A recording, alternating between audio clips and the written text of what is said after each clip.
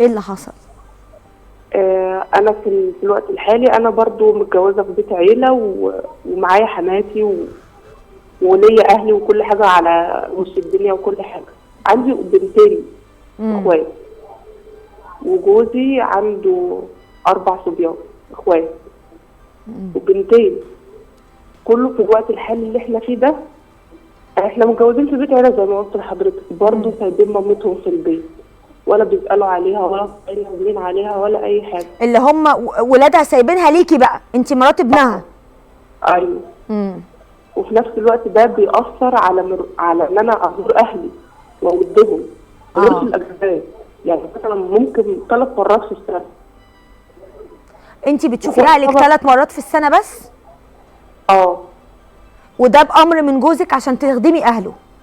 بأمر من جوزي عشان طبيعه المدارس والولاد ووالدته وظروف المعيشه زي ما حضرتك قلت. انا حاسه ان انا مقصره، وحاسه ان انا متفانيه هنا في بيتي اكتر ما انا متفانيه لاهلي. مع انك حاسه ان اهلك المفروض اولى بده. بالظبط. معايا 2 اخوات بنات برضه، بس برضه طبيعه العيشه والمدارس والكلام ده كله والولاد بيخليهم برضه يروحوا في الفتره بتاعت المدارس دي زيارات قليله. يعني ابوكي وامك عايشين لوحدهم؟ يعني انا متجوزه في القاهره واخواتي متجوزين في بلد تانية بعيد عن بلد اهلي وكده، فترات كده بنتقابل. فده كل ما بقعد افكر في الكلام زي ما حضرتك ما بتقولي كده بيخليهم يعني متأزمه نفسيا. طبعا احله ومش عارفه احله ازاي. لازم تحليه، حليه بانك انت لازم تتكلمي في الامر. ما ينفعش الاستسلام لفكره اصل انا بخدم اهل جوزي. على فكره ربنا يجازيكي كل خير، بس دول اهلك اللي ليهم حق عليكي. 3 مرات في السنه ده قليل قوي لما تشوفيهم، وحرام على زوجك لما يقطع رحم وصلتك باهلك ويبقى القصه 3 مرات، يعني كل 4 شهور بتشوفيهم مره. ليه يعني؟ برضو في رجال على فكره انانيه بشكل مبالغ فيه، هو جايبها من بيت اهلها، انت بقى اهلك خلاص هم دورهم خلص، وتفضلي اقعدي هنا عشان تربي عيالك وتخدمي اهلي. طب حرام عليك. طب ما انت بكره هتكبر وعيالك هيتاخدوا منك بنفس الطريقه. ليه ما تبقاش انسان وعندك انسانيه ورحمه؟ ليه ما يبقاش عندي عدل زي ما انا عايزك تساعدي اهلي؟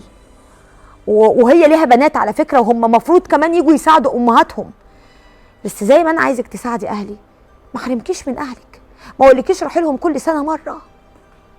ده قطع رحم يا جماعه، ده قطع رحم. انتوا مش فاهمين ده مدى قد ايه، ومش فاهمين ده عقابه قد ايه عند ربنا، انك تبقى سبب في قطع رحم. ان ممكن ام تنام على مخدتها دموعها على خدها بسبب ان بنتها وحشتها بس ما عندهاش حكم عليها، اصل خلاص بقت في حكم جوزها. يا حرام، هو احنا بنجوز بناتنا ولا المفروض ان احنا بنتبرى منهم؟ احنا بنجوزهم عشان يروحوا حياه جديده فالاسره تكبر والعيله تكبر، ولا خلاص بننساهم ومبقاش لنا علاقه بيهم وبنبقى بنشحتهم، ولو جم لنا او برونا يبقى عيبه او يبقى شايف الراجل او الزوج انه بيتفضل عليها. ده انا كفايه ان خليتك تروحي لامك. طبعا في رجاله محترمه كتير عشان ما اظلمش، لكن في رجاله في منتهى الانانيه، وربنا هيرد لهم ان شاء الله كل اللي بيعملوه.